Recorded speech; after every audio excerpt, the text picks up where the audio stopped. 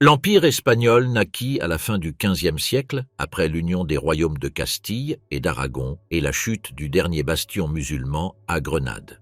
Avec la découverte de l'Amérique en 1492, l'Espagne entama une expansion sans précédent qui la conduisit à établir des possessions en Europe, en Amérique, en Afrique et en Asie. En quelques décennies, le pays se transforma en la première puissance mondiale, contrôlant d'immenses routes maritimes reliant les continents et soutenant sa puissance grâce à l'exploration, la conquête et le commerce transocéanique. Au cours des XVIe et XVIIe siècles, sous les règnes de Charles Ier et Philippe II, l'Empire atteignit son extension maximale et consolida son influence politique, militaire et économique. Les richesses extraites d'Amérique stimulèrent le développement européen, mais engendrèrent également des conflits, de l'inflation et de longues guerres. Des hommes tels qu'Hernán Cortés, Francisco Pizarro, Juan Sebastián Elcano ou Blas de Lezo incarnèrent les différentes étapes de cette expansion. Avec eux furent écrits des chapitres qui changèrent l'histoire du monde, la conquête des empires indigènes, la première circumnavigation du globe et la défense de territoires stratégiques face aux puissances rivales.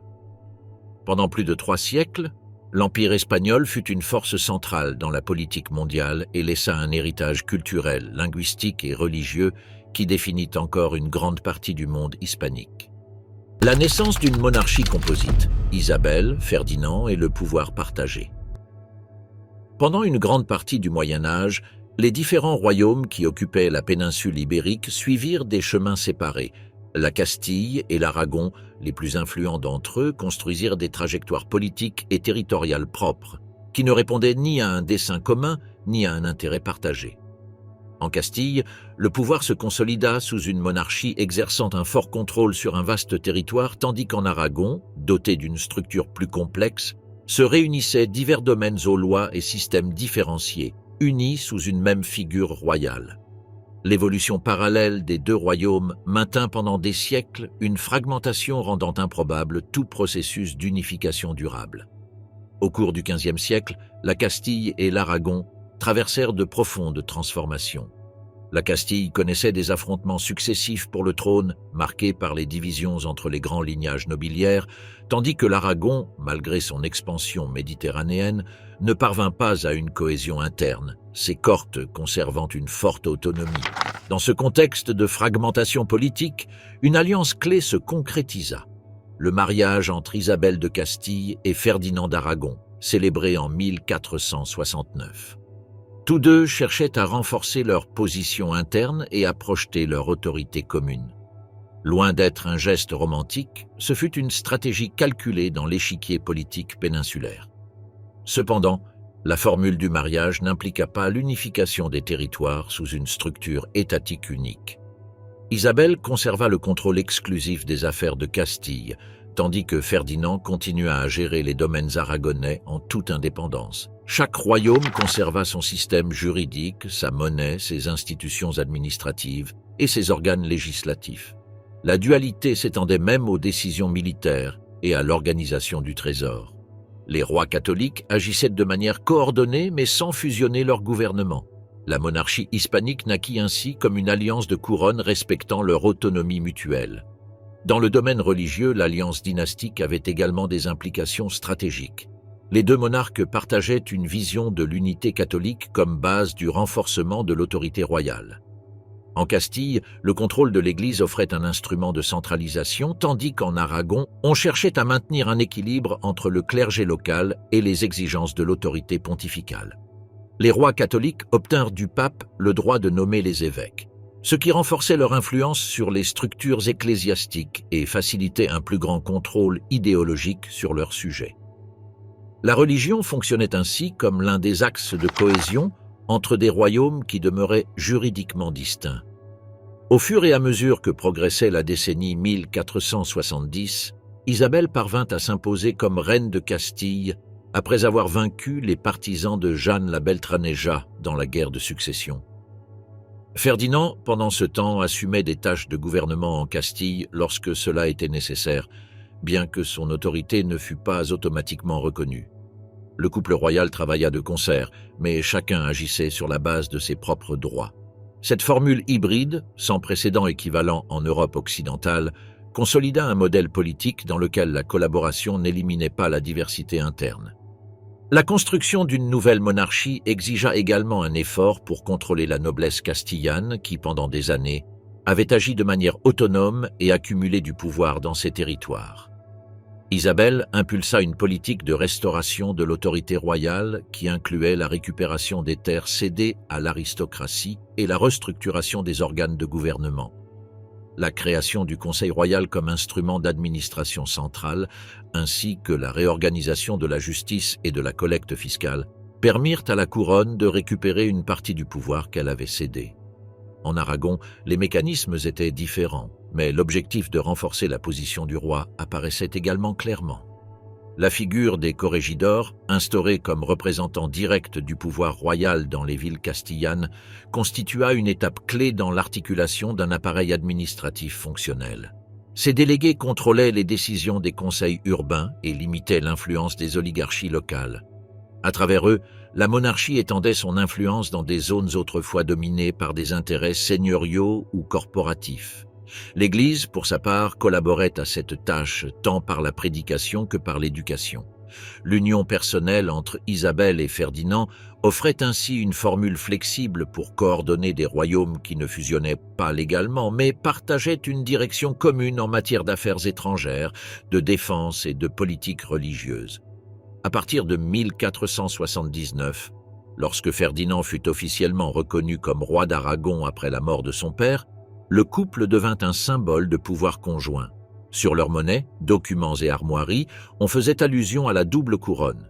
L'expression « roi catholique », attribuée par le pape Alexandre VI, servait de marque institutionnelle à un projet qui ne rompait pas avec la tradition médiévale, mais annonçait un nouveau style de gouvernement. L'équilibre entre les deux couronnes était instable et nécessitait des ajustements constants. En Aragon, les Cortes et les Fueros conservaient un poids considérable et toute tentative de centralisation rencontrait des résistances. En Castille, en revanche, le processus d'affirmation du pouvoir royal progressait plus rapidement. Cette asymétrie marqua le cours de la politique péninsulaire dans les décennies suivantes. Il n'y avait pas de capitale unique, ni de système fiscal commun, ni de langue officielle partagée. Mais il existait un projet commun d'expansion, de consolidation et de renforcement du pouvoir central. Le modèle dynastique, résultant du mariage d'Isabelle et de Ferdinand, ne fut pas un produit de laboratoire ni une construction théorique. Il résulta d'accords, de compromis et de négociations avec les élites locales. Son succès résidait dans sa capacité à combiner autorité et flexibilité, à imposer des décisions sans rompre les équilibres internes.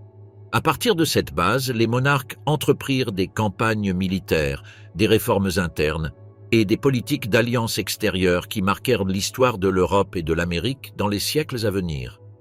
L'héritage de cette union ne fut pas une Espagne unifiée, mais une structure de couronne en coopération. Au lieu d'un État moderne, naquit une monarchie composite qui agissait comme une unité sans l'être juridiquement. Ce fut ce système qui permit ensuite de soutenir un empire présent sur 4 continents. Bien que sa naissance ait reposé sur la simple décision de 2 jeunes héritiers d'unir leurs forces face à leurs ennemis internes. Grenade 1492, la chute qui clôtura 7 siècles d'histoire. Le royaume de Grenade, depuis le milieu du XIIIe siècle, était resté une entité politique indépendante sous l'autorité des Nasrides. Bien qu'ils acceptassent formellement la suprématie des monarques castillans, l'émirat fonctionnait en toute autonomie et avait survécu grâce à une combinaison de diplomatie, de tribus et d'alliances. Cette fragile stabilité se maintint pendant des générations tandis que le reste de la péninsule avançait vers l'unification chrétienne. Au cours du XVe siècle, les tensions entre Grenade et Castille s'intensifièrent. Pendant cette période, les conflits internes au sein du royaume nasride devinrent constants, avec des affrontements entre différents prétendants au trône. Ces divisions internes affaiblissaient l'émirat, tandis que les rois catholiques consolidaient leur pouvoir et étendaient leur contrôle sur les territoires castillans et aragonais. C'est en 1482 que l'offensive finale commença. La guerre débuta avec la prise d'Alhama, une place fortifiée à la frontière, capturée par les Castillans après une attaque surprise. Cet événement marqua le point de non-retour dans le conflit. À partir de ce moment, la campagne militaire progressa avec une stratégie méticuleuse, dirigée par la couronne et soutenue par une puissante structure logistique incluant ressources matérielles, renforts et appuis ecclésiastiques. Les affrontements furent constants tout au long de la décennie suivante. La prise de villes clés telles que Ronda, Loja et Malaga montra les progrès des troupes chrétiennes qui encerclaient progressivement le cœur grenadin. La résistance musulmane, bien que farouche dans certains secteurs, ne parvint pas à freiner l'avancée. Les divisions internes entre les partisans du sultan Boabdil, de son oncle El Zaghal et d'autres dirigeants affaiblissaient encore la capacité défensive de l'émirat.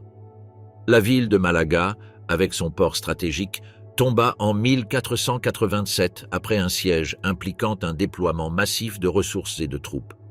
Cet événement représenta un coup décisif, car Grenade perdait sa connexion maritime la plus importante.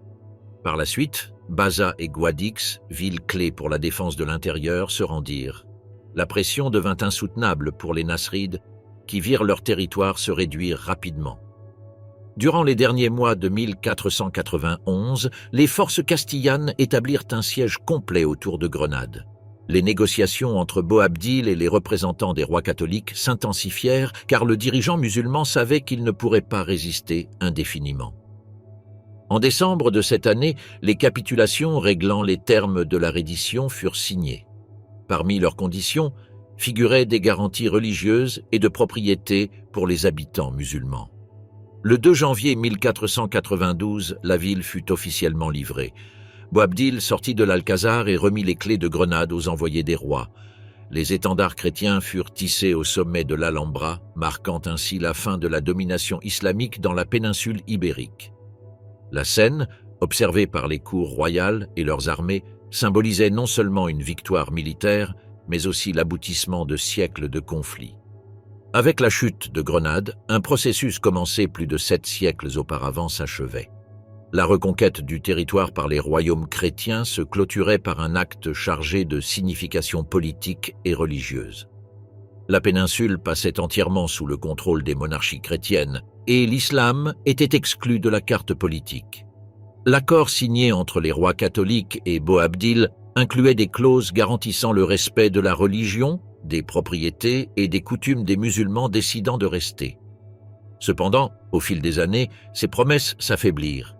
En 1499, les premières pressions pour forcer des conversions commencèrent, provoquant des rébellions comme celle des Alpujarras. Ces tensions débouchèrent sur une politique de plus en plus restrictive, qui culminerait plus tard avec l'expulsion des Morisques.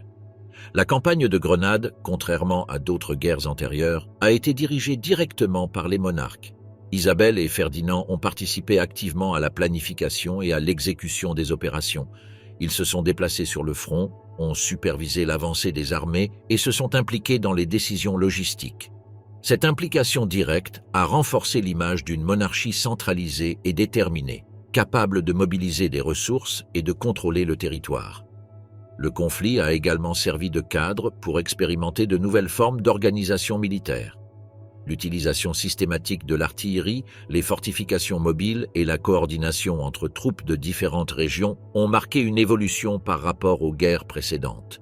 Les rois catholiques ont consolidé un modèle d'armée combinant forces nobles, milices urbaines et soldats professionnels. Le soutien de l'Église a été constant tout au long de la campagne. Le discours officiel présentait la guerre comme une croisade pour la foi, ce qui permettait d'obtenir des indulgences, de collecter des fonds et de mobiliser les volontés. De nombreux prélats ont accompagné l'armée et beaucoup ont offert leurs propres ressources pour financer l'effort de guerre. La conquête a été célébrée comme une victoire de la foi chrétienne sur l'islam. La victoire à Grenade a également eu des conséquences internes. Elle a permis aux rois catholiques de renforcer leur légitimité, de projeter une image d'unité nationale et de consolider leur alliance dynastique. L'union des couronnes de Castille et d'Aragon était soutenue par une entreprise commune présentée comme un succès partagé. La chute de Grenade est devenue un symbole de cette nouvelle monarchie cherchant à centraliser le pouvoir et à se projeter au-delà de ses frontières. Sur le plan juridique, l'incorporation de Grenade a impliqué des ajustements légaux et administratifs. Certaines structures locales ont été respectées initialement, mais des normes castillanes régissant la propriété, la fiscalité et la justice ont été imposées. Des institutions spécifiques ont été créées pour superviser l'intégration du territoire et résoudre les conflits résultant de la coexistence entre chrétiens et musulmans. Dans le domaine social, l'intégration de la population musulmane a posé des défis complexes. Bien que des garanties aient été offertes dans les capitulations, la cohabitation n'a pas été facile. Les différences religieuses, culturelles et linguistiques ont généré des frictions qui se sont aggravées avec le temps. Les autorités ont cherché à imposer progressivement des normes chrétiennes, ce qui a conduit à une détérioration des conditions pour les musulmans. La fin de la domination musulmane à Grenade ne marquait pas seulement la clôture d'un cycle historique, mais ouvrait également de nouvelles possibilités pour les monarques castillans. Avec la péninsule unifiée sous leur autorité, ils pouvaient désormais poursuivre d'autres objectifs. Les structures militaires, économiques et politiques ayant fait preuve d'efficacité pendant la guerre ont été adaptées pour servir de nouvelles ambitions. Grenade est devenue un laboratoire d'intégration territoriale, avec des mécanismes ensuite appliqués dans d'autres contextes. La ville, après sa conquête, a été l'objet de transformations urbaines. Des églises ont été construites sur des mosquées, des couvents fondés et de nouvelles formes d'organisation de quartiers promus. Le paysage architectural a progressivement changé, reflétant la nouvelle identité chrétienne du territoire. Des cérémonies ont été célébrées, des proclamations émises et la présence symbolique du pouvoir royal renforcée. Les dernières années du XVe siècle ont été marquées par cette victoire. Le nom de Grenade est entré dans les titres royaux, et la date de sa chute a été enregistrée comme un jalon. La guerre avait coûté d'énormes sommes d'argent, mais avait également généré un sentiment d'unité. La propagande royale n'a pas hésité à présenter la conquête comme un acte de justice, de légitimité et de restauration. Colomb est la première fondation de l'Empire ultramarin. Le 17 avril 1492, à Santa Fe, un accord a marqué le début d'une entreprise sans précédent. Les monarques ont accordé à Christophe Colomb le titre d'amiral, vice-roi et gouverneur des territoires à découvrir. Dans ce document, il était également stipulé qu'il recevrait un dixième de toutes les richesses obtenues et qu'il aurait juridiction sur les affaires légales dans les nouvelles terres. Cette capitulation fixait clairement la base juridique de l'expédition et établissait l'autorité que Colomb exercerait s'il découvrait de nouvelles terres. Avant de partir, des préparatifs ont été effectués au port de Palos. 3 navires y furent préparés, dont la Santa Maria, la Pinta et la Niña. Les navires étaient petits et le voyage représentait un pari aux risques énormes. L'équipage fut recruté avec difficulté et certains de ses membres étaient des condamnés graciés en échange de leur embarquement.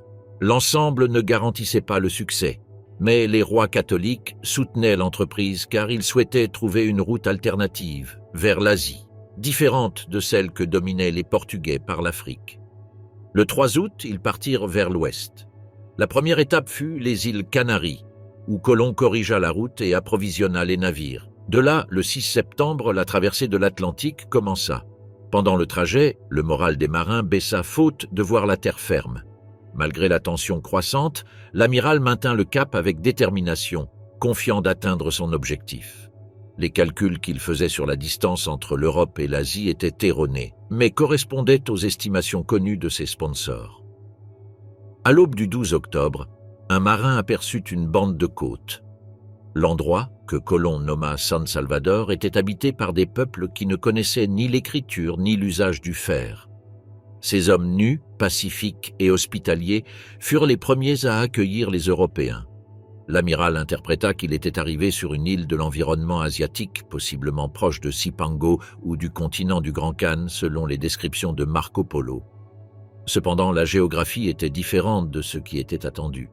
Dans les jours suivants, les caravelles parcoururent d'autres îles des Caraïbes, comme Cuba et Hispaniola. À chaque lieu, Colomb prit possession au nom de la couronne et récolta des échantillons d'or, de plantes et d'animaux. Il nota également des observations sur les indigènes, mentionnant leur docilité et la possibilité de les évangéliser. À Hispaniola, la Santa Maria s'échoua à la veille de Noël, ce qui obligea à laisser une partie de l'équipage à terre. Un établissement y fut fondé, nommé la Navidad. Le retour se fit à bord de 2 navires. Le voyage de retour fut marqué par des tempêtes qui séparèrent les embarcations. La Niña, avec Colomb à bord, arriva à Lisbonne le 4 mars 1493 et peu après atteignit le port de Palos. La nouvelle se répandit rapidement et en peu de temps, une nouvelle expédition fut préparée. Cette fois, la flotte comptait plus d'une douzaine de navires, avec des centaines d'hommes, d'animaux, d'outils et de provisions. Il ne s'agissait plus seulement d'explorer, mais de s'installer et de commencer un processus d'occupation. Lors du deuxième voyage, commencé en septembre 1493, de nouvelles zones furent explorées et des établissements fondés. Cependant, Colomb rencontra des difficultés pour maintenir le contrôle des colons et administrer les territoires. Les tensions avec les hommes sous son autorité augmentèrent, et les disputes concernant le partage de l'or et le traitement des indigènes provoquèrent des conflits. Bien que son autorité fût soutenue par les capitulations, les problèmes internes affaiblirent sa position. Dans les années suivantes, les rois envoyèrent des inspecteurs et des représentants avec autorité pour examiner la gestion de l'amiral. Les dénonciations pour abus, désorganisation et arbitraire entraînèrent la destitution de Colomb en 1500. Bien qu'il conservât le titre d'amiral, il lui fut interdit de continuer à gouverner.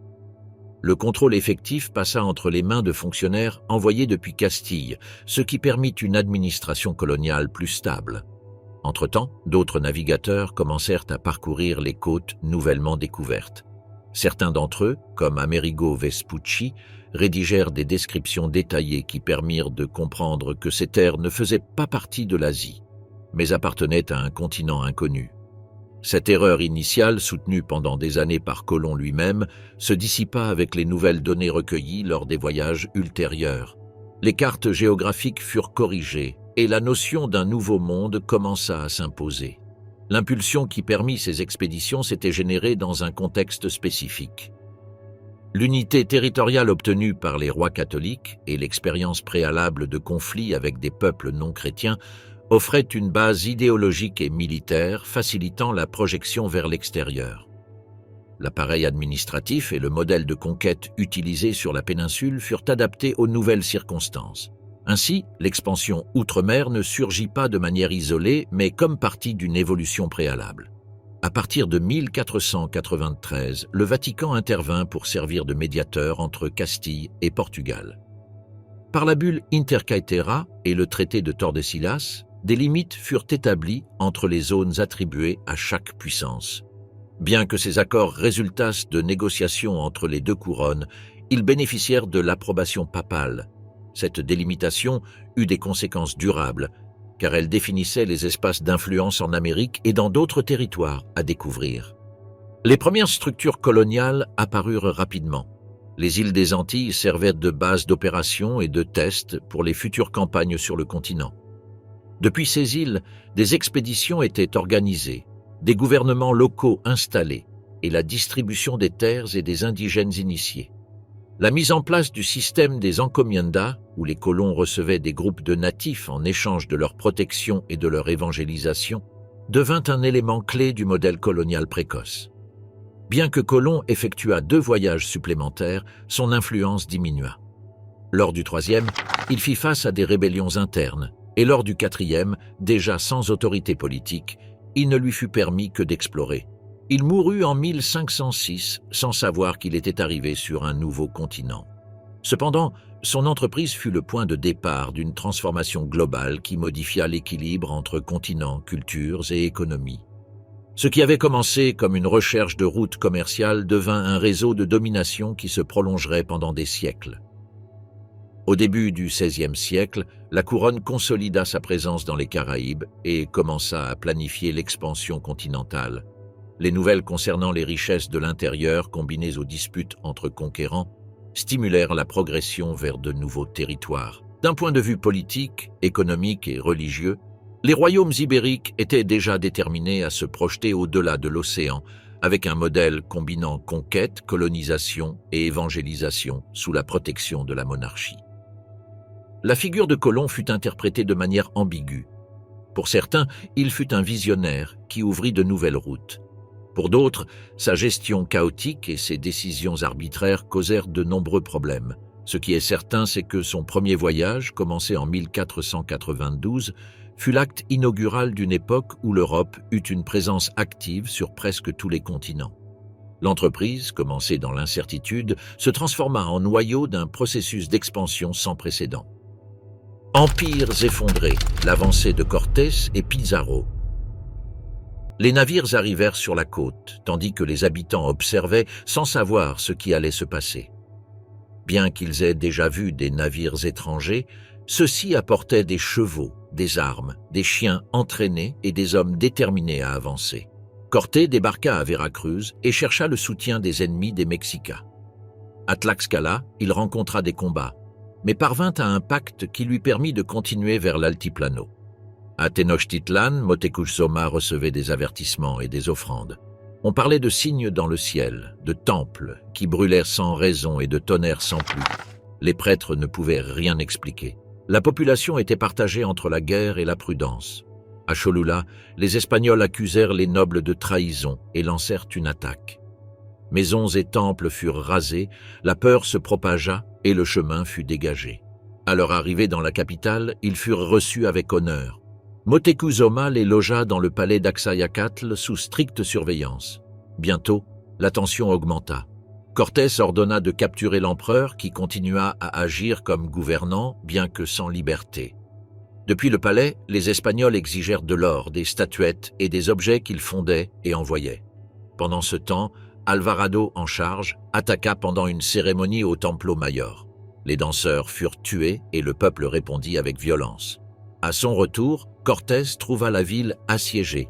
On fit parler Moctezuma, mais il fut blessé et mourut quelques jours plus tard. La sortie eut lieu de nuit. Beaucoup tombèrent dans les canaux ou furent capturés. Malgré les pertes, Cortés échappa avec une partie de ses troupes, réorganisa ses forces et obtint de nouveaux alliés. Le siège de Tenochtitlan dura des semaines. La résistance s'affaiblit à cause de la faim et des maladies. Les canoës attaquaient, les ponts étaient détruits et reconstruits chaque jour. Finalement, la ville tomba. La domination mexicaine disparut. Dans les Andes, Pizarro avançait avec moins de 200 hommes. L'empire inca était affaibli par une guerre entre Atahualpa et Huáscar. Avec l'armée divisée, les Espagnols trouvèrent un terrain favorable. À Cajamarca, ils tendirent une embuscade. Atahualpa arriva désarmé. En refusant la conversion religieuse, les tirs commencèrent. Des milliers moururent. L'empereur fut capturé. Pendant son emprisonnement, il offrit une grande rançon. Elle fut livrée, mais non respectée. Atahualpa fut exécuté. Alors que les chroniques européennes parlaient de conspiration, les récits andins parlaient de trahison. La résistance se dispersa dans différentes régions. Cusco fut prise après de durs combats. Une partie de l'élite collabora, d'autres s'enfuirent. Les temples furent pillés, les momies royales détruites et la place principale occupée. À partir de là, les conquistadors organisèrent de nouvelles campagnes. On parlait déjà du contrôle de deux grandes civilisations. La richesse obtenue comprenait or, tissus, cartes, céramique et archives. De nombreux codex furent détruits. De nouvelles règles furent imposées, les coutumes supprimées et les idoles renversées. Certains textes indigènes racontent les événements comme une perte irrécupérable, temples en ruine, symboles détruits, figures religieuses traînées. La conquête ne fut ni immédiate ni totale. Bien que les grandes villes aient été dominées, certaines régions résistèrent pendant des années. L'ancienne structure fut remplacée par de nouvelles autorités, bâtiments et règles. Dans les chroniques locales, ce processus fut enregistré comme une rupture totale. Peu de documents ont survécu, mais ceux qui le firent narrent l'impact. Certains furent écrits en nahuatl, d'autres dictés par des témoins. Ils reflètent un monde disparu. De Carlos à Philippe, la monarchie hispanique globale. Carlos a été éduqué en Flandre, entouré de courtisans qui ne parlaient pas sa langue ni ne partageaient les coutumes castillanes. À 17 ans, il se rendit dans la péninsule pour assumer le trône. Il fut accueilli avec méfiance par les habitants du royaume qui ne le connaissaient pas et le considéraient comme un étranger. Son arrivée fut marquée par des tensions, car il nomma des personnes de son entourage à des postes clés, provoquant le mécontentement des secteurs locaux. Son ascension coïncida avec la mort de Ferdinand, ce qui lui permit d'hériter de la couronne d'Aragon, et peu après de celle de son grand-père Maximilien, ce qui lui ouvrit les portes du titre impérial. L'ensemble des territoires sous son règne comprenait non seulement les royaumes péninsulaires, mais aussi les domaines en Amérique et de vastes régions en Europe centrale. La monarchie hispanique occupa alors une position unique, gouvernant de vastes zones sans connexion territoriale directe. Carlos, en tant que souverain, dut faire face à la tâche d'administrer cet ensemble complexe depuis de multiples centres de pouvoir. Les Cortes de Castille et d'Aragon étaient des instances indépendantes qui ne partageaient ni institutions communes ni lois identiques. Cette structure rendait la prise de décision coordonnée difficile et prolongeait les processus administratifs. En obtenant le titre d'empereur, Carlos augmenta son prestige mais dut également faire face à des exigences plus importantes. L'empire qu'il dirigeait n'était pas une structure centralisée mais une somme de territoires aux réalités différentes. Chaque zone avait ses propres normes, intérêts économiques et élites locales. Au lieu d'imposer un système unifié, Carlos accepta cette diversité comme partie du modèle politique qu'il gouvernait. Le concept de monarchie composée décrivait cette forme de gouvernement où les particularités de chaque région étaient respectées, tant qu'elle reconnaissait l'autorité commune du roi. Durant son règne, l'administration royale connut des transformations significatives. Des organismes spécifiques furent créés pour gérer les affaires américaines et les conseils territoriaux furent renforcés. Le Conseil des Indes fut établi pour superviser les territoires de l'autre côté de l'Atlantique, tandis que les conseils de Castille, d'Aragon, d'Italie et d'autres assumaient des fonctions dans leurs zones respectives. Cette organisation permit de maintenir une certaine coordination sans éliminer les différences locales. Plutôt que de supprimer les autonomies, on choisit de les gérer via des canaux institutionnels différenciés. L'un des principaux défis de Carlos fut d'assurer la loyauté des différents royaumes sous son autorité. Pour cela, il favorisa des accords avec les élites locales et respecta leurs privilèges. En Castille, il dut faire face à des mouvements comme les communautés qui réclamaient une plus grande participation aux décisions royales. Après avoir réprimé cette rébellion, il renforça son autorité, mais sans supprimer les structures traditionnelles. En Amérique, le processus d'organisation administrative avança avec la création de vice-royautés, d'audiences et de gouvernements qui reproduisaient en partie le modèle péninsulaire. En Europe, la présence de territoires sous domination hispanique s'étendait à l'Italie, aux Pays-Bas et à une partie de l'Europe centrale. Chaque région nécessitait une stratégie de contrôle différente et le roi se déplaçait fréquemment pour maintenir l'équilibre entre les pouvoirs locaux et l'autorité impériale. Charles a vécu dans différents lieux de ces domaines, sans établir une cour unique. Cette itinérance a rendu la centralisation difficile, mais lui a permis de maintenir un contact direct avec les différents foyers de son empire. À la fin de son règne, Charles décida d'abdiquer. Il partagea ses territoires entre son frère Ferdinand, qui reçut les terres impériales en Europe, et son fils Philippe, qui hérita des possessions péninsulaires, américaines et italiennes. Ce partage consolida une nouvelle configuration dans laquelle Philippe devint le principal gestionnaire des territoires de la monarchie hispanique. Bien que l'unité impériale disparut, la structure politique de ces royaumes resta en place. Philippe II monta sur le trône avec un modèle différent de celui de son père. Il établit sa résidence permanente sur la péninsule et dirigea les affaires de l'Empire depuis Madrid. Il fonda un système de gouvernement centré sur la gestion des documents, avec un réseau de secrétaires, d'écrivains et de conseillers qui centralisaient l'information. Bien qu'il continuât à respecter la diversité institutionnelle, il concentra le processus de prise de décision dans son entourage direct. Les audiences, vice-royautés et conseils continuèrent de fonctionner, mais sous un contrôle plus strict depuis la cour. L'un des traits distinctifs du règne de Philippe fut son engagement pour la continuité administrative. Il ne fit pas de grandes réformes structurelles, mais consolida les institutions héritées.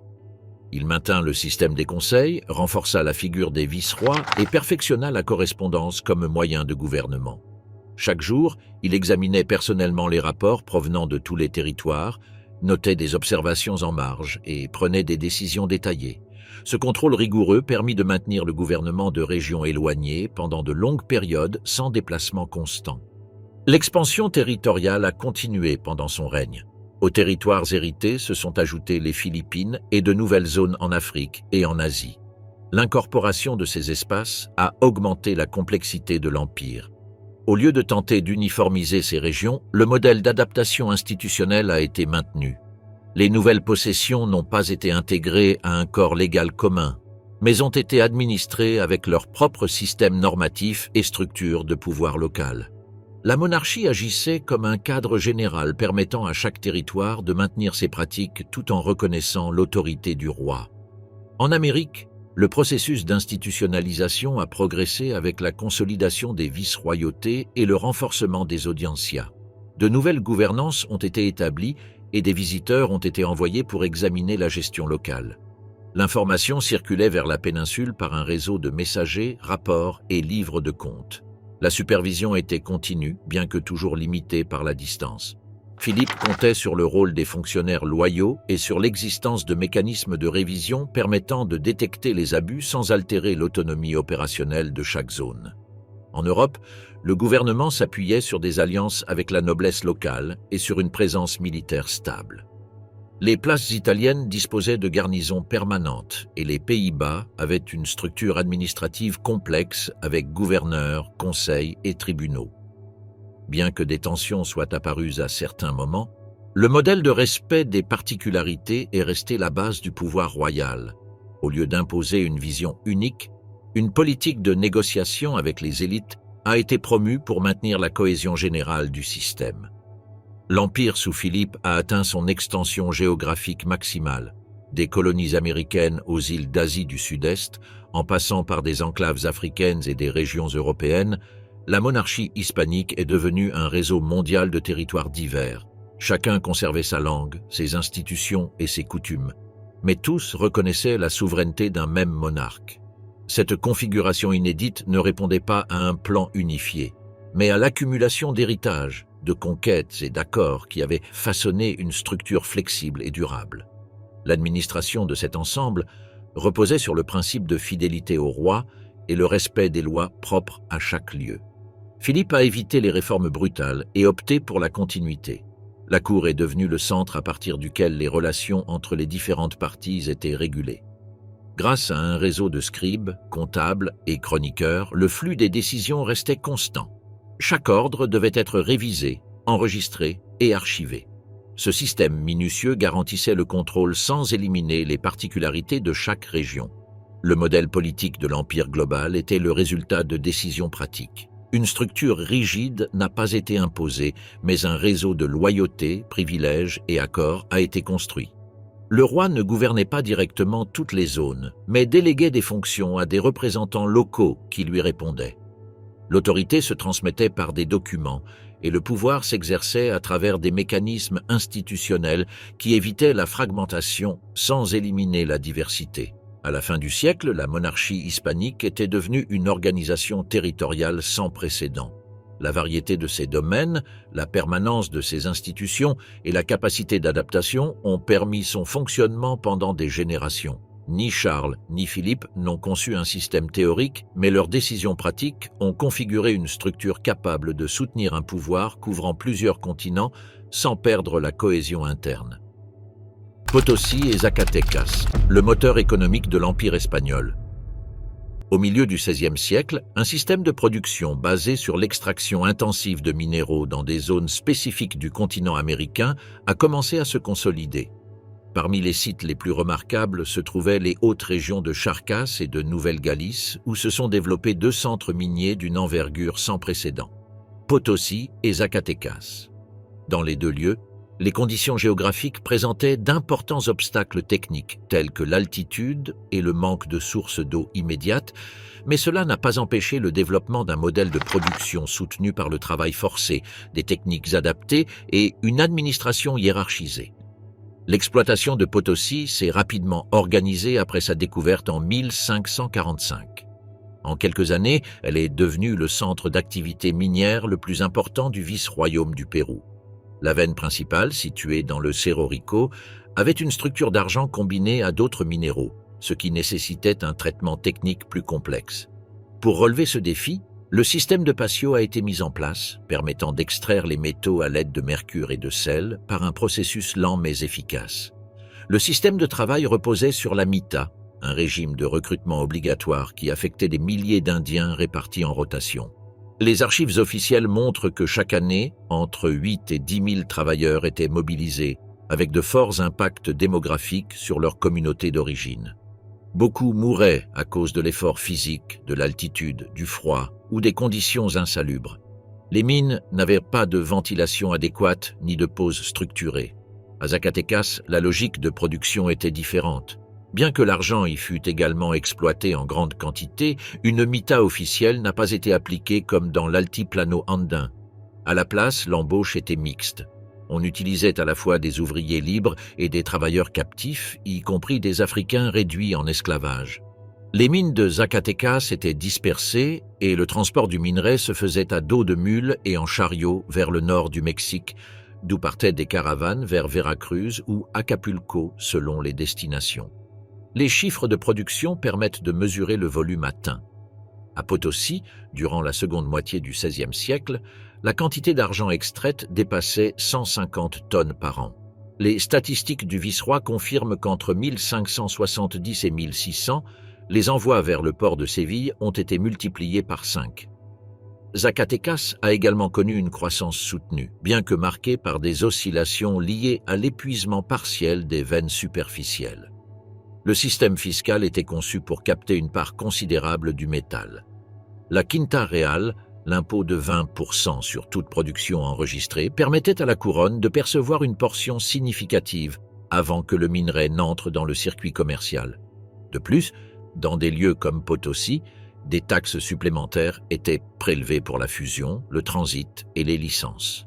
Des maisons de la monnaie ont été créées en Amérique pour marquer l'origine et valider la pureté. Les plus importantes fonctionnaient au Mexique, à Lima et à Potosí. L'impact économique fut immédiat. À Séville, centre logistique du commerce avec l'Amérique, les cargaisons de métaux ont transformé le flux des marchandises et les prix. Les foires commerciales ont été relancées, les maisons de change consolidées et des institutions financières dédiées au crédit transatlantique ont émergé. L'arrivée régulière d'argent favorisait la circulation monétaire dans toute l'Europe, mais déclenchait également des processus inflationnistes dans divers territoires. Selon les archives du XVIe siècle, les prix en Castille ont commencé à augmenter rapidement. Le blé, la viande et les produits de consommation courante ont doublé leur valeur en quelques décennies. Le phénomène, connu des contemporains sous le nom de cherté, touchait surtout les secteurs urbains sans accès à la terre. Bien que les salaires aient augmenté dans certaines villes, ils ne suffisaient pas à compenser la hausse généralisée. Les économistes européens de l'époque, comme Jean Bodin, ont tenté d'expliquer le phénomène et ont attribué l'inflation à l'arrivée massive de métaux de l'autre côté de l'océan. Cette relation a été discutée dans différents traités, mais restait une hypothèse largement partagée par les autorités et les chroniqueurs. Les chroniques de l'époque s'accordent à signaler comment l'arrivée de navires chargés modifiait presque immédiatement les valeurs locales. Le transport du métal nécessitait une logistique organisée.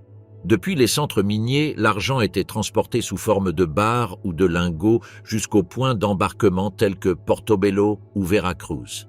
Là, les flottes étaient organisées sous surveillance militaire. Chaque année, des navires escortés par des galions armés partaient à destination de la péninsule ibérique.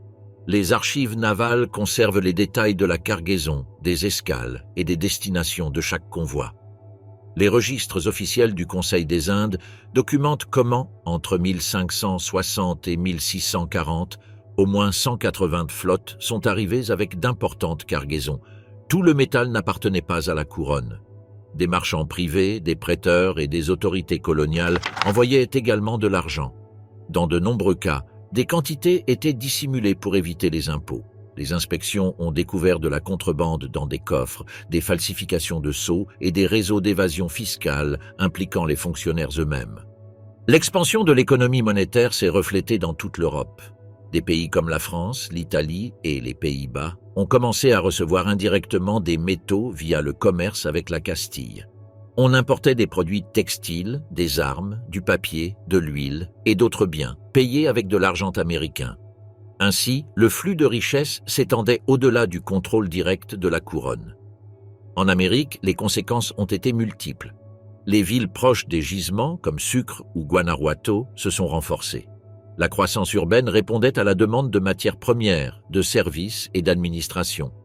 Les maisons de commerce, les imprimeries et les tribunaux se sont multipliés. Les routes royales se sont consolidées pour sécuriser le transport du minerai. Des ponts, relais et entrepôts ont été construits avec la participation des autorités locales. Les mines nécessitaient une technologie adaptée. À Potosí, on a introduit des moulins à eau pour broyer le minerai avant le traitement au mercure. Les roues hydrauliques, canaux et bassins nécessitaient des investissements importants. La couronne accordait des licences, prêts et exemptions à ceux qui s'engageaient à maintenir la production. Les fonderies, appelées ingenios, étaient des espaces avec des dizaines de travailleurs organisés par équipe. À Zacatecas, les techniques variaient selon la veine. Dans certaines zones, on utilisait le feu pour briser les roches dures. Dans d'autres, on recourait à des explosifs primitifs. Les conditions de travail restaient extrêmes. La chaleur, la poussière et les accidents étaient fréquents. Les travailleurs vivaient dans des établissements improvisés, sans service de base. Les registres ecclésiastiques mentionnent des maladies respiratoires, des décès prématurés et des migrations forcées. La richesse générée servait également à rembourser les dettes de la monarchie envers les banquiers européens. Des familles comme les Fugger ou les Welser participaient à des accords financiers liés à l'approvisionnement en argent. Des contrats signés à Anvers ou à Gênes étaient utilisés et des garanties étaient fournies sur les envois futurs. Cette pratique transformait le métal en instrument de crédit international. Les prix du mercure, nécessaires pour le système du patio, étaient contrôlés depuis Almaden, en Castille. L'exportation de cette ressource était un monopole d'État. Les envois partaient à destination de Lima ou Veracruz, d'où ils étaient transportés vers les centres miniers. Le mercure était également stocké dans des dépôts surveillés, sous contrôle de fonctionnaires envoyés depuis la péninsule. Pendant des décennies, l'économie américaine a tourné autour du rythme de la production minière. Les décisions concernant les impôts, licences et transports étaient ajustées selon le rendement de chaque région. Les autorités coloniales surveillaient les volumes extraits, les prix locaux et les rapports de contrebande. Des mécanismes légaux ont été mis en place pour réguler la propriété des veines, les baux et les litiges entre propriétaires. À la fin du XVIe siècle, l'abondance de l'argent avait transformé les équilibres économiques à l'échelle mondiale. Le monde a commencé à se connecter à travers des routes commerciales où le métal américain circulait rapidement. Cette circulation a changé non seulement les marchés, mais aussi les formes de contrôle, de crédit et de fiscalisation qui allaient marquer l'ordre économique des siècles suivants.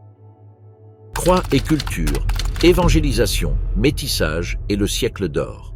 Les évangélisateurs sont arrivés en Amérique avec pour mission de convertir les communautés indigènes au christianisme. Dans les premières étapes, les religieux ont insisté pour supprimer toute manifestation de croyance locale. La doctrine chrétienne devait être acceptée sans condition, et les rituels autochtones étaient remplacés par des pratiques catholiques. Le baptême était obligatoire, et son absence était considérée comme de la rébellion. Les missionnaires ont appris les langues natives afin d'imposer le message évangélique, mais ils ont également utilisé ces langues pour censurer les comportements. Tout ce qui ne correspondait pas à la foi importée était qualifié d'idolâtrie. Au fur et à mesure des conversions, certains religieux ont compris que le rejet absolu ne garantissait pas des résultats durables. Au lieu d'éliminer tout ce qui était précolombien, ils ont choisi de l'adapter. Les chants locaux ont été transformés en hymnes religieux.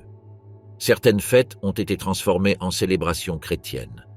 Les images des saints étaient représentées avec des traits rappelant les divinités indigènes. Ces modifications visaient à faciliter l'acceptation du nouveau credo sans provoquer de ruptures abruptes. L'instruction religieuse incluait théâtre, chansons et représentations visuelles pour renforcer les enseignements. Les couvents sont devenus des centres d'endoctrinement.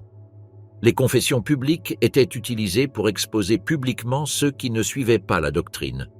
On s'attendait à ce que les convertis adoptent non seulement la foi, mais aussi les coutumes hispaniques. Le contrôle ne se limitait pas au spirituel. Il intervenait également dans l'organisation familiale, l'alimentation et la manière de s'habiller. Les femmes devaient se couvrir selon le modèle péninsulaire et les hommes devaient abandonner les ornements considérés comme impropres. Les missionnaires ont promu des mariages selon les normes chrétiennes, annulant les liens préexistants. Les documents ecclésiastiques enregistrèrent ces unions comme des symboles d'ordre social. Certains religieux considéraient la sexualité indigène comme désordonnée et l'intervention était justifiée comme réforme morale. Le contrôle ecclésial s'étendait aux naissances, aux baptêmes et aux enterrements. À toutes ces étapes, une structure définie par l'Église était imposée. Ce qui n'était pas enregistré dans leurs livres n'était pas reconnu comme valide.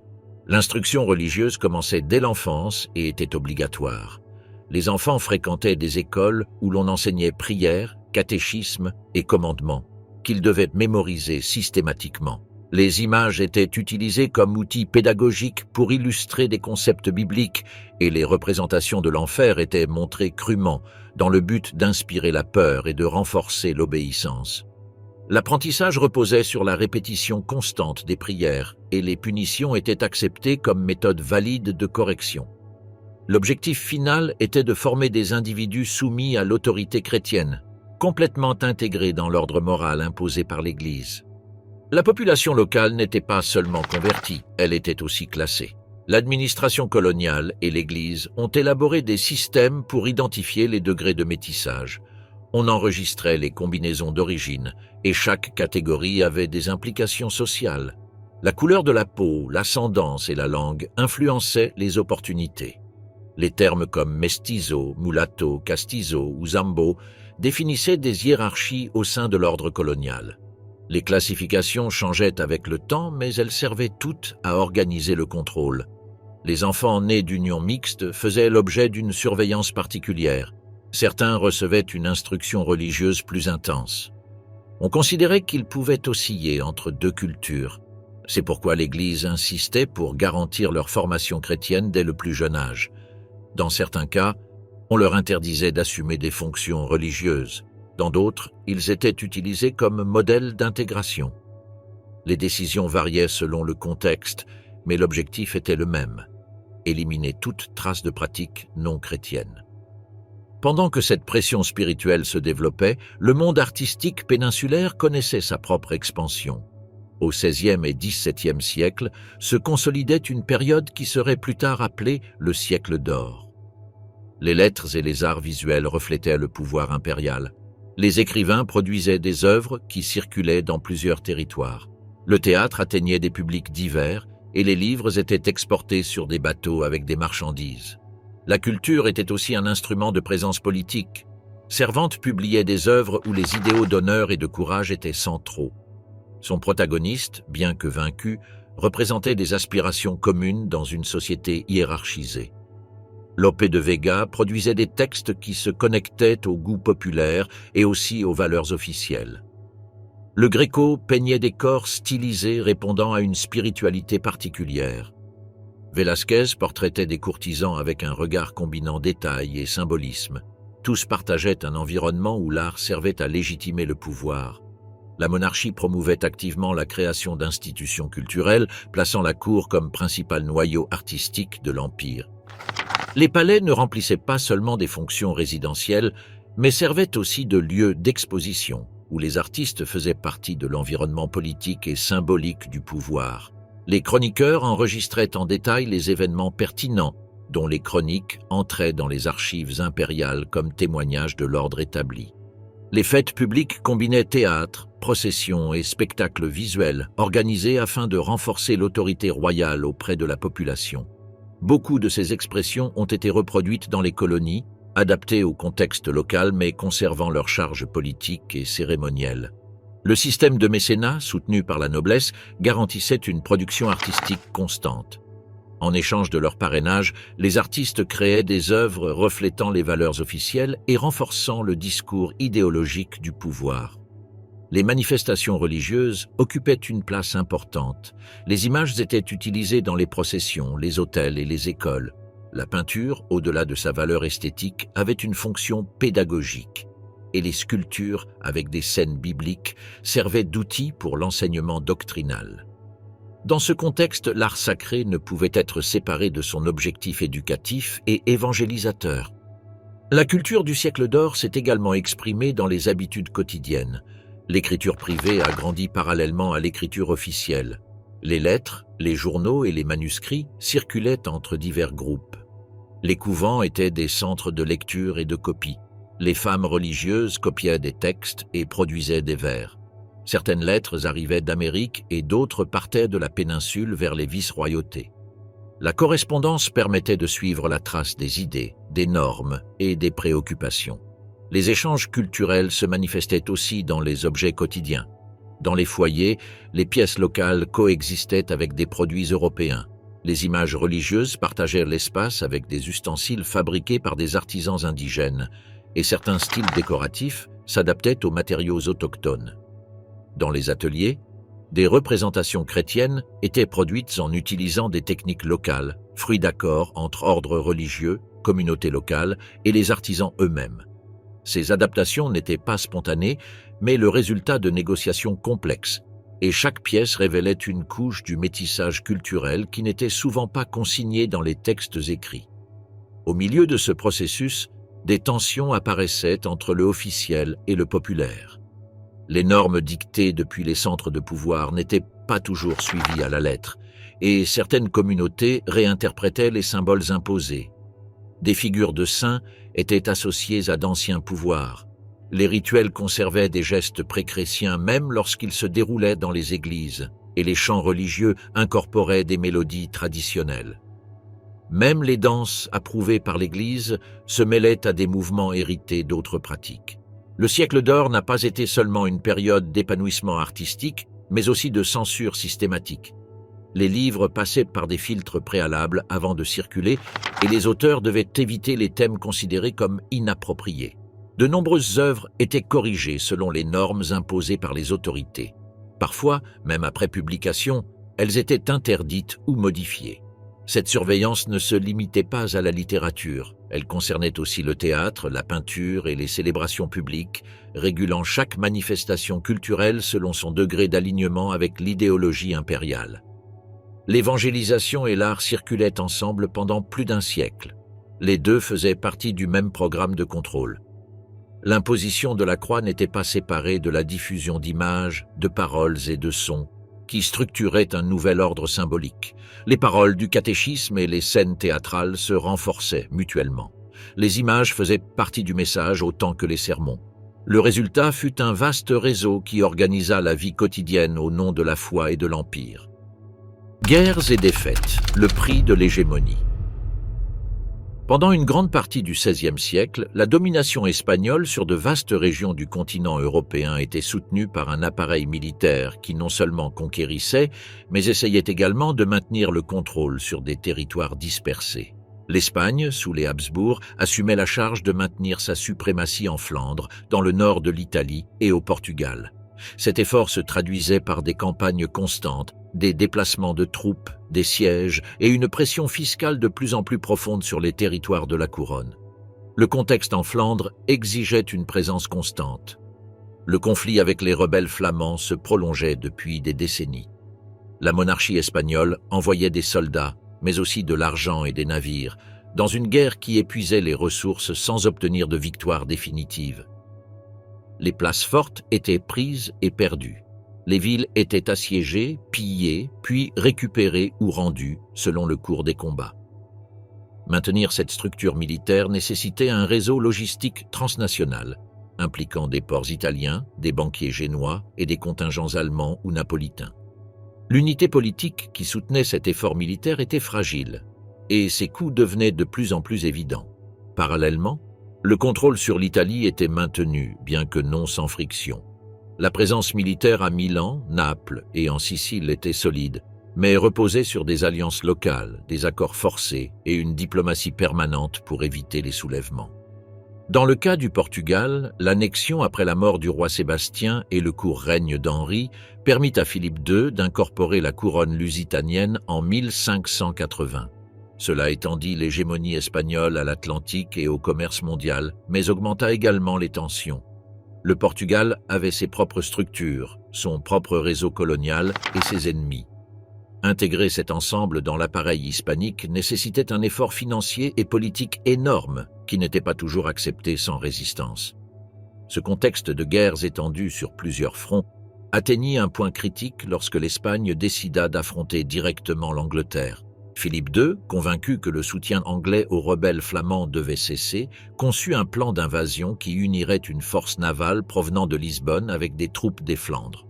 L'objectif était clair, occuper le sud de l'Angleterre et provoquer la chute du gouvernement d'Élisabeth. Le projet fut baptisé l'Entreprise d'Angleterre et nécessitait une coordination millimétrée entre les navires quittant la péninsule ibérique et les unités terrestres attendues sur la côte flamande. L'organisation de l'armada ne fut pas simple. Beaucoup de navires avaient été improvisés. Certains étaient des galères adaptées à l'Atlantique, d'autres des transports commerciaux renforcés par des canons. La flotte comprenait plus de 130 embarcations, un mélange de galions, d'urcas et de navires plus petits. Le commandement fut confié au duc de Medina Sidonia, un noble respecté mais sans expérience navale. Pourtant, la flotte partit de Lisbonne à l'été 1588 avec des milliers de marins, de soldats et de provisions. L'ordre était de rejoindre les troupes d'Alexandre Farnèse aux Pays-Bas et de traverser la Manche en bloc pour initier le débarquement. Dès le début, les contretemps apparurent. Les tempêtes dispersèrent une partie des navires et compliquèrent la navigation. À l'arrivée dans la Manche, la flotte espagnole rencontra une résistance anglaise bien plus organisée que prévu. Les commandants britanniques, Francis Drake, Charles Howard et John Hawkins, évitèrent le combat frontal. Ils préférèrent maintenir la distance et attaquer de manière intermittente, épuisant les navires ennemis par des tirs d'artillerie à distance. Les navires anglais étaient plus maniables, avec une meilleure puissance de feu. Les formations espagnoles, en revanche, étaient lentes et peu efficaces dans une bataille d'usure. Pendant plusieurs jours, des escarmouches se sont succédé, et lorsque l'armada a tenté de se réorganiser à Calais, elle a été attaquée par des navires incendiaires lancés pendant la nuit, provoquant la panique et rompant l'ordre de la flotte. La liaison avec les troupes de Farnèse n'a jamais été établie, et les vents et courants ont obligé l'armada à continuer vers le nord, contournant l'Écosse et l'Irlande dans des conditions extrêmes. Le manque de ravitaillement, les tempêtes et les naufrages ont transformé la retraite en catastrophe. Seule une partie des navires a réussi à revenir dans les ports espagnols, tandis que des milliers d'hommes mouraient en chemin de faim, de maladies ou d'accidents en mer. À l'intérieur de l'Empire, les effets de cette défaite se sont accumulés rapidement. La pression fiscale sur Castille a augmenté avec l'imposition de nouveaux impôts destinés à soutenir l'effort de guerre, tandis que la noblesse réclamait des privilèges mais évitait de contribuer avec des ressources et les protestations des villes étaient ignorées. Le système se maintenait grâce à une administration de plus en plus bureaucratique et une économie fragile, dépendante de l'or et de l'argent d'Amérique. Chaque nouveau conflit nécessitait une émission de dettes, et bien que les banquiers étrangers continuaient de financer la couronne, ils le faisaient en échange de taux d'intérêt élevés et de concessions politiques. Le déclin ne fut pas immédiat, mais le point de rupture avait déjà été atteint. Les fronts ouverts en Europe ne se sont pas fermés. Les conflits avec l'Angleterre ont continué pendant des décennies, ainsi que les guerres dans le Nord. La présence espagnole en Italie s'est maintenue, bien que sous tension constante. Le Portugal, qui avait été intégré à l'appareil impérial, a commencé à montrer des signes d'usure. L'unification des empires ibériques s'est avérée plus coûteuse que bénéfique à long terme. Sur le plan militaire, la leçon était claire. Le modèle de guerre traditionnel espagnol, basé sur une infanterie disciplinée, des sièges prolongés et le contrôle des forteresses, commençait à montrer ses limites face à une guerre navale plus dynamique et technique qui exigeait une innovation qui ne venait pas toujours de l'appareil central. Bien que les décisions soient prises depuis Madrid, ce sont les rythmes locaux à Flandre, Lisbonne ou Naples qui déterminaient le succès ou l'échec des campagnes. Et la distance entre la cour et les théâtres d'opération restait un problème structurel qu'aucun roi n'a pu résoudre complètement. Le XVIIe siècle a hérité de cette même dynamique. Les tensions internes, combinées à la pression externe, ont progressivement affaibli la capacité de l'Empire à maintenir son hégémonie. Ce qui avait été une expansion triomphante quelques décennies auparavant se transformait désormais en une lutte constante pour résister. L'image d'une puissance invincible commençait à se fissurer. Le pouvoir espagnol en Europe n'a pas disparu, mais il n'était plus incontestable. Maintenir cette hégémonie avait un coût de plus en plus élevé, des soldats morts, des villes endettées et une administration à bout. L'épisode de l'Armada invincible n'a pas marqué la fin, mais il a constitué un avertissement clair de ce qui allait venir.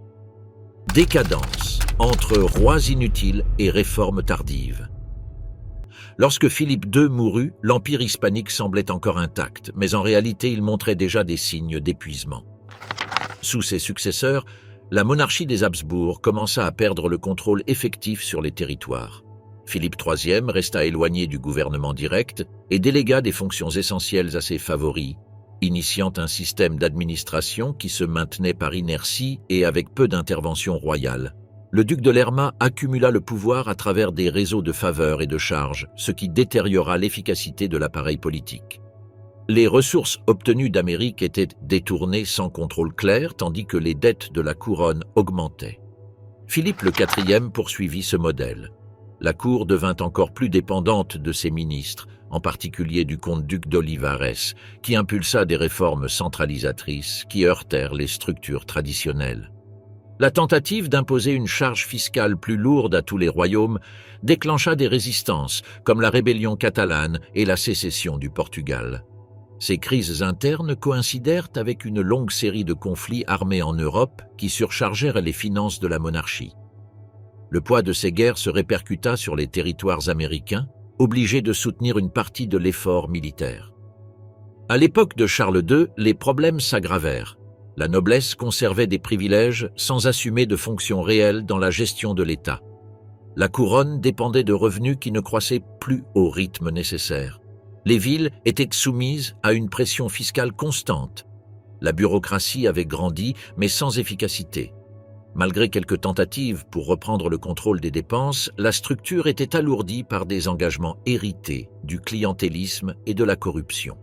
L'absence d'une succession claire générait des disputes anticipées pour le trône, tandis que l'administration manquait de cohésion. La population subissait l'impact des mauvaises récoltes et des épidémies sans réponse coordonnées depuis le centre du pouvoir. Le passage des Habsbourg aux Bourbons signifia un changement dans la conception du gouvernement.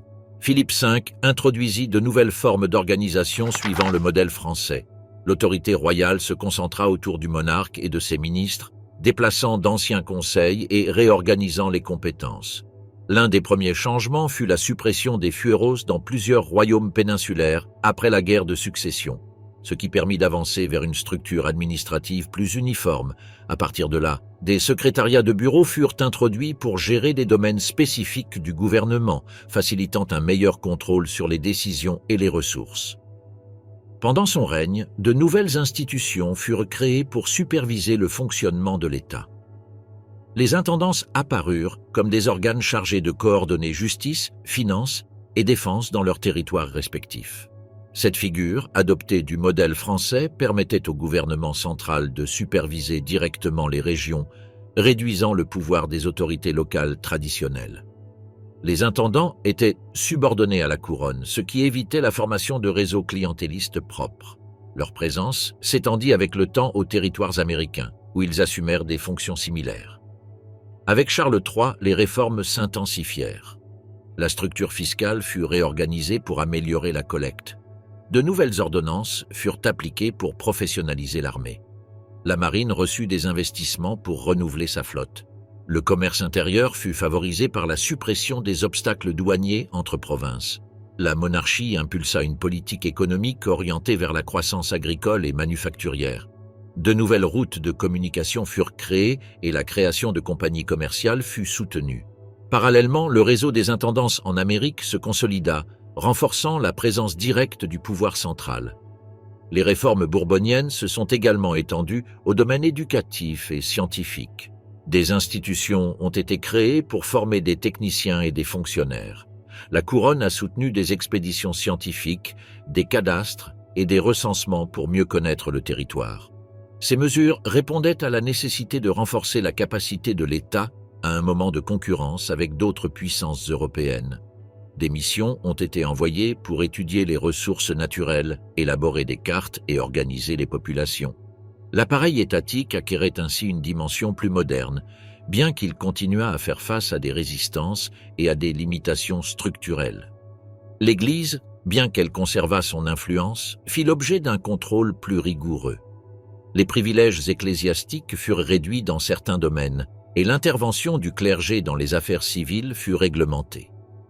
En Amérique, les changements arrivèrent lentement, mais l'administration bourbonienne réussit à instaurer une fiscalisation plus directe sur le système des encomiendas et les finances vice-royales. La réforme des douanes permit d'augmenter la collecte et la réorganisation du commerce colonial visa à éliminer les intermédiaires qui favorisaient des groupes particuliers. Des règles furent établies pour éviter les abus des fonctionnaires coloniaux. Charles IV hérita de ce système réformé, mais dut affronter un scénario international changeant. L'administration bourbonienne s'était renforcée, mais elle avait également généré des tensions en réduisant les autonomies locales. La centralisation avait permis une plus grande efficacité, mais elle augmenta aussi le mécontentement parmi les secteurs qui perdirent de l'influence. La modernisation administrative ne résolut pas les problèmes structurels d'inégalité sociale et de concentration des terres. La pression fiscale continuait de peser sur les couches populaires, tandis que la noblesse conservait des privilèges sans contribuer de manière proportionnelle au soutien de l'État. L'élan réformateur fut interrompu par des conflits externes qui commencèrent à altérer l'équilibre atteint. La guerre avec l'Angleterre et les changements politiques en Europe compliquèrent la continuité des plans modernisateurs. Malgré les avancées sur plusieurs fronts, les réformes ne réussirent pas à transformer complètement la structure coloniale ni à résoudre les tensions sociales internes. La structure vice-royale continuait de s'appuyer sur des hiérarchies traditionnelles. Les villes croissaient, mais sans une administration urbaine efficace. Les distances géographiques et la lenteur des communications compliquaient le contrôle centralisé. Sur le plan culturel, le contrôle de la production intellectuelle fut promu. Les académies, bibliothèques et universités furent utilisées comme moyens pour former des fonctionnaires et consolider l'autorité de l'État. Les expressions remettant en cause l'ordre politique furent limitées. Cependant, une critique modérée commença à émerger parmi les secteurs éclairés qui proposaient des améliorations progressives. Ce courant n'atteignit pas des niveaux de radicalisation politique, mais posa les bases pour de futures remises en question. L'administration fut obligée de répondre par la censure tout en maintenant certains espaces de débat. Dans ce contexte, l'appareil étatique bourbonien atteignit un degré de professionnalisation qui n'avait pas été vu sous la période des Habsbourg. La figure du bureaucrate préparé, soumis à des normes et procédures, remplaça le système basé sur les faveurs et les loyautés personnelles. La sélection des fonctionnaires commença à être liée à leurs compétences, au moins en théorie, et des audits ainsi que des visites d'inspection furent introduits pour contrôler les abus. Les archives cessèrent d'être de simples dépôts de documents et devinrent des outils actifs de gestion et de fiscalisation. Ainsi, la logique administrative passa d'une approche réactive à une approche proactive. Cependant, la fragmentation interne de l'Empire et la diversité des intérêts régionaux restaient des obstacles pour appliquer ces réformes de manière uniforme. Malgré les avancées sur différents fronts, l'Empire restait vulnérable. La forte dépendance aux ressources coloniales, un système fiscal insuffisant pour couvrir les dépenses de l'État et un réseau commercial concentré entre peu d'acteurs continuaient à conditionner son fonctionnement. Les réformes tentèrent d'atténuer ces distorsions, mais sans modifier les fondements économiques qui les soutenaient. La monarchie conservait sa légitimité formelle, bien que sa capacité d'adaptation fût de plus en plus limitée face aux changements qui se produisaient à l'intérieur comme à l'extérieur de ces domaines. De la rébellion à la nation, la fin de l'Empire espagnol en Amérique. Le scénario a commencé à changer lentement. À la fin du XVIIIe siècle, certains secteurs des colonies américaines montraient déjà des signes de mécontentement. Dans plusieurs villes du continent, des groupes créoles commençaient à rejeter le contrôle exclusif des péninsulaires sur les hautes fonctions civiles et militaires. La distance entre ceux qui naissaient en Amérique et ceux venus d'Espagne devenait de plus en plus visible dans les institutions, le commerce et l'administration. Cette tension ne signifiait pas encore une rupture, mais annonçait que la structure impériale commençait à montrer des fissures internes. Le contexte international fut clé. En 1789 éclata la Révolution française et avec elle arrivèrent de nouvelles idées politiques qui traversèrent l'Atlantique. La notion de souveraineté populaire, les droits du citoyen et le rejet de la monarchie absolue firent partie du débat dans les milieux éclairés d'Amérique. Certains lisaient des pamphlets à voix basse, d'autres en discutaient lors de réunions privées. Bien qu'ils ne se proclamèrent pas ouvertement révolutionnaires, ces créoles éclairés observaient attentivement les changements en Europe. Parallèlement, les autorités coloniales renforçaient le contrôle sur les imprimeries et les réseaux de communication. Les idées des Lumières n'étaient pas les bienvenues dans les cercles du pouvoir vice-royal. Les textes parlant de république, d'égalité ou de liberté étaient poursuivis par les autorités espagnoles, qui considéraient tout cela comme une menace directe à l'ordre établi. Malgré les efforts pour les contenir, les idées continuaient à se diffuser à travers les livres, les lettres et les voyageurs. L'invasion napoléonienne de 1808 changea tout. Lorsque Napoléon força Ferdinand VII à abdiquer et plaça son frère Joseph Bonaparte sur le trône espagnol, un vide de pouvoir apparut en Amérique. Il n'était plus clair qui devait gouverner. Dans de nombreuses villes du continent, des cabildos ouverts commencèrent à s'organiser. Ces institutions n'étaient pas nouvelles, mais elles adoptèrent un rôle différent. Elles se proclamèrent représentants légitimes de la souveraineté populaire en l'absence du monarque.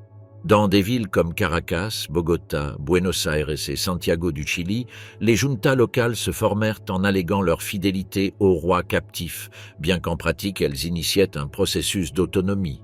Certaines se contentèrent de réclamer des réformes, d'autres commencèrent à agir comme gouvernements indépendants.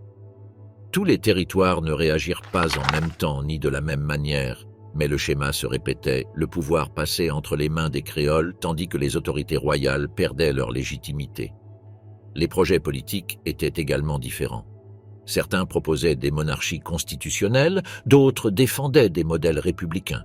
Il y avait ceux qui pensaient à de larges fédérations et ceux qui voulaient centraliser le pouvoir.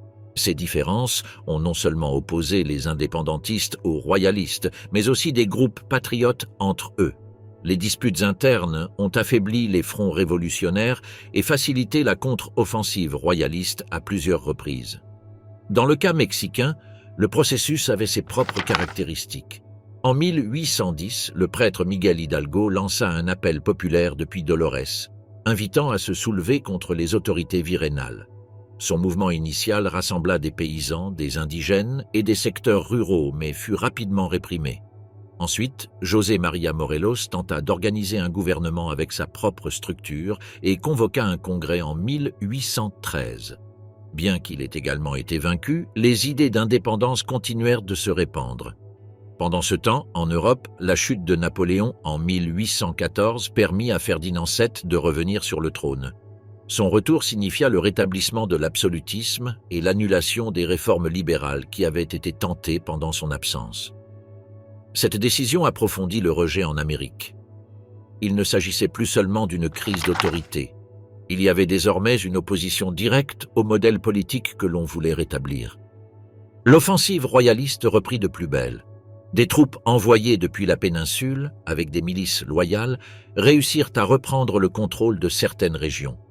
Cependant, la résistance indépendantiste ne s'éteignit pas. À plusieurs endroits du continent, les dirigeants patriotes réorganisèrent leurs forces et lancèrent de nouvelles campagnes. La guerre devint prolongée, coûteuse et changeante. Dans le sud, José de San Martin dirigea une stratégie consistant à traverser les Andes depuis l'Argentine vers le Chili, puis à avancer vers le Pérou. Son opération fut complexe, mais elle permit de libérer des territoires clés. Dans le nord, Simon Bolivar combina campagnes militaires et accords politiques qui lui permirent de consolider des alliances régionales. Son objectif était de construire une unité américaine, bien qu'il rencontrât bientôt des résistances locales. Vers les années 1820, la majorité des territoires avait proclamé son indépendance.